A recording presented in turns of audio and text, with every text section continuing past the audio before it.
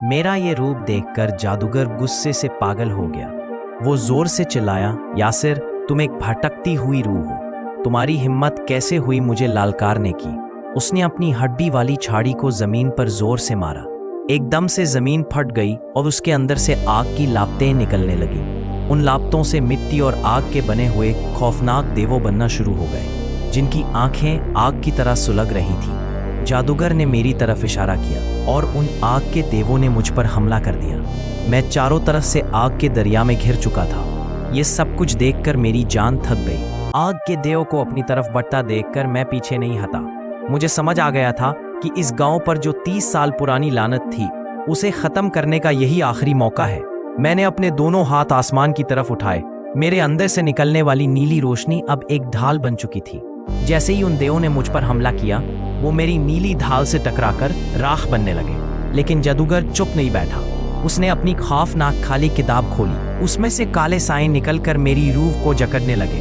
वो काले साए मेरी गर्दन और हाथों से लिपट गए। मुझे ऐसा लगा जैसे मेरी रूह हमेशा के लिए फना हो जाएगी। मैं दर्द से चिल्लाया। जादूगर हंस रहा था। तुम कभी इस किताब को नहीं हरा सकते यासिर। लेकिन उसी दर्द के दरमियान मेरी नजर उस खाली किताब पर पड़ी। उस किताब के बीच में एक बड़ा सा लाल रंग का दिल जैसा पत्थर चमक रहा था। मुझे समझ आ गया कि इस जादूगर की सारी ताकत इसी पत्थर के अंदर बंद है। अगर मैंने उस पत्थर को तोड़ दिया तो सब खत्म हो जाएगा। दर्द और खौफ के बीच में सब कुछ खत्म होने वाला था। क्या मैं इस जादूगर से जीत पाऊंगा? ये पत्थर मेरी ताकत है, इसे तोड़ना होगा। क्या मैं इस किताब को हरा सकता हूँ? काले सायों पर दबाव बढ़ता जा रहा था और मेरी रोशनी धीमी हो रही थी। मुझे जल्द से जल्द उस किताब तक पहुंचना था। मैंने अपनी सारी आखिरी ताकत को अपने पैरों में जमा किया और एक जोरदार झटके से उन सायों को पीछे ढका। मैं सीधा जादूगर की तरफ भागा।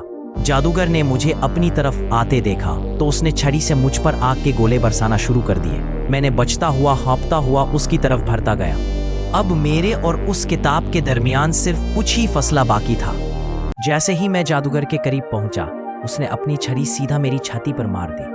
एक जोरदार झटका लगा और मैं दूर जा गिरा। लेकिन गिरने से पहले मैंने चालाकी से तीर मार दिया। सीधा उस किताब के लाल पत्थर पर लगा।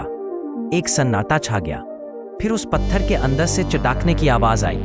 पत्थर के बीच में एक बड़ी दरार पड़ गई और उसमें से ऐसी रोशनी निकलने लगी जो जादूगर को जलाने लगी। ये एक नया अद्भुत किस्सा शुरू होता है जहां जादू और सच्चाई का संगम होता है।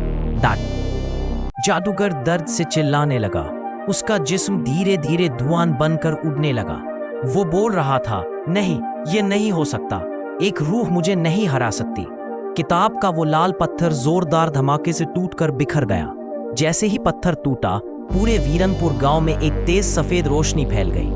वो खौफनाक काली हवेली जो 30 साल से खड़ी थी, वो धीरे धीरे मिट्टी में मिलने लगी। पूरे गांव का अंधेरा और धुंध अब हसीन रोशनी में बदल रहे थे। सब कुछ रोशनी से भरा हो गया। वीरनपुर अब एक नई शुरुआत की तरफ बढ़ रहा था। लानत खत्म हो चुकी थी। सफेद रोशनी के फैलते ही मिट्टी की उन अबरों से निकलने वाले साए अब खौफनाक नहीं रहे थे। वो इस गांव के पुराने मासूम लोग थे जिन्हें जादूगर ने कैद किया था। उन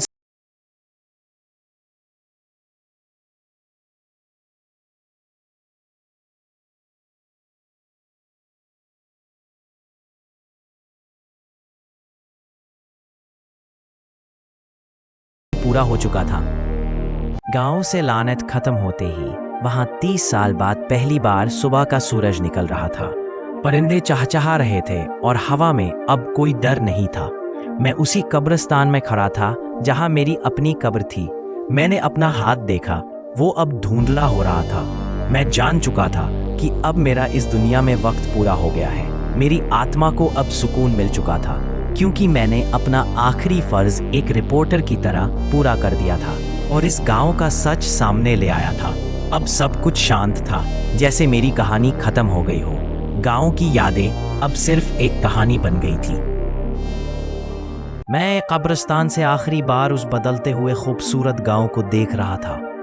मेरी भटकती हुई रूह को आज़ादी मिल चुकी थी। मेरा जिस्म रोशनी के छोटे छोटे जर्रों में बदलकर हवा में बिखरने लगा। अगर आप कभी वीरानपुर के रास्ते से गुजरे और आपको हवा में एक सुकून महसूस हो, तो समझ जाना कि यासिर की रूह अब वहां आज़ाद घूम रही है। ये थी मेरी और काली हवेली की सच्ची दास्तान। मैं कब्रिस्तान से आखिरी बार उस बदलते हुए खूबसूरत गांव को देख रहा था। मेरी भटकती हुई रूह को आज़ादी मिल चुकी थी। मेरा जिस्म रोशनी के छोटे छोटे जर्रों में बदलकर हवा में बिखरने लगा। अगर आप कभी वीरानपुर के रास्ते से गुजरे, ये थी मेरी और काली हवेली की सच्ची दास्तान।